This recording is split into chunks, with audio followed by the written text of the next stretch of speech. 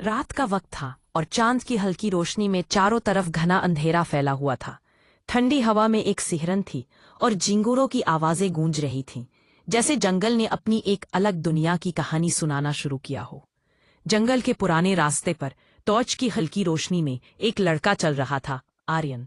उसकी आंखों में बेचैनी थी, चेहरे पर डर और दिल में तड़प। शिवानी, तू कहाँ चली गई? बोलना, मुझे अकेला क्यों छोड़ दिया? आर्यन ने अपने दिल की बातचीत की।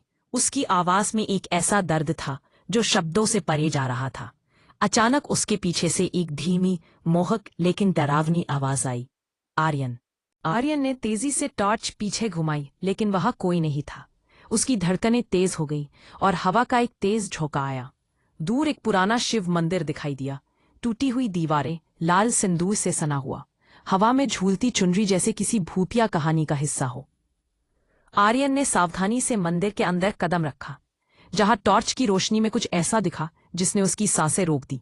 सामने खड़ी थी शिवानी, वही चेहरा, वही आंखें, लेकिन अब वो इंसान नहीं थी। बाल खुले, पांव जमीन को नहीं छू रहे थे। आंखों में नीली चमक, जैसे वह रूह बन गई हो। आर्यन की आवाज कांप गई, शिवानी, तू जिंदा है? शिवानी ने मुस्कुराते हुए कहा, प्यार मरा नहीं आर्यन, बस अब रूह बन गया हूं। आर्यन की आंखों में आंसू आ गए। उसे याद आया वो दिन, वो वक्त जब कॉलेज के दिनों में दोनों झरने के किनारे बैठे थे। शिवानी ने मुस्कुराते हुए कहा था, अगर कभी मैं चली भी गई ना, तो भी तुझे छोड़ नहीं पाऊंगी आर्यन।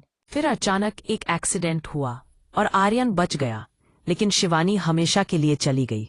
वर्तमान में लौटते हुए आर्यन रो पड़ा, शिवानी, ये प्यार नहीं, ये सजा है। शिवानी धीरे धीरे करीब आई। उसकी आवाज में एक अजीब शांति थी। प्यार सही या गलत नहीं होता आर्यन, बस अमर होता है। वो आर्यन के करीब आई, हाथ बढ़ाया, और जैसे ही उसकी उंगलियां आर्यन के सीने को छूती हैं, टॉर्च बुझ जाती है। हवा में एक झटका लगा, आर्यन की आंखें सफेद हो जाती हैं, उसका शरीर जड़ हो जाता है। अब वो भी बस एक रूह बन चुका था। धीरे धीरे हवा में उड़ता हुआ लाल आंचल दिखता है और धुंध में दो परछाइयां हाथों में हाथ डाले गायब हो जाती हैं।